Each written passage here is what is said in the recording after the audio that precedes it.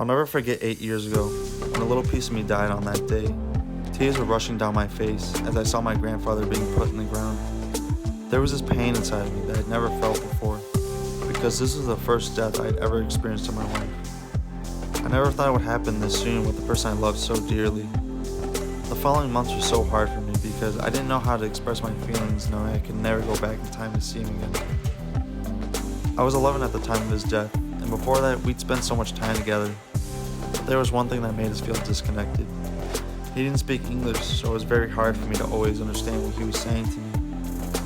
My mother would always say he wished that I would be somebody when I got older, and to be a good person. Back in my elementary days, I was a disobedient kid. I had a hard time listening to my teachers, even though they wanted me to succeed.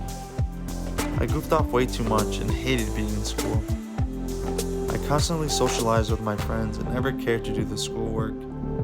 I would get terrible grades, which made my parents very upset with me. And kids usually act out because they want attention, but I really didn't care about anything when I was in school.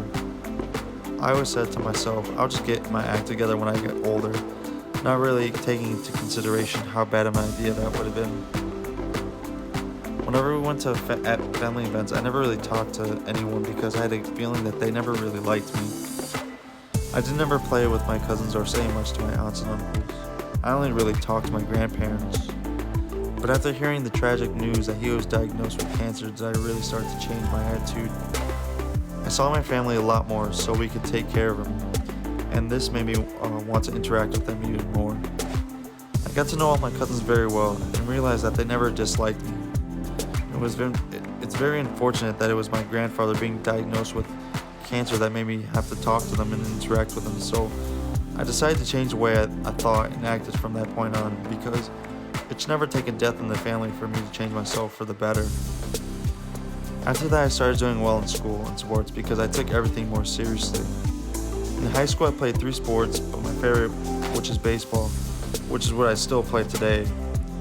During my freshman year, I decided to try wrestling because I want to get really fit and strong. But halfway through the season, I wanted to quit because it was just too much. My coach sat with me and lectured me on how I would be creating a bad habit if I wanted to just quit when things got hard. He helped me push myself physically and mentally so that I could achieve my goals not only on the mat but in life.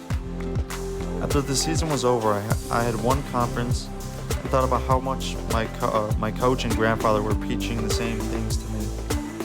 They wanted me to be successful with whatever it was I desired to accomplish, and most importantly, to be the best person I could be.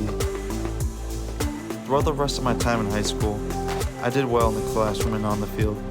I built really good relationships with my teachers as they helped me continue to strive for greatness.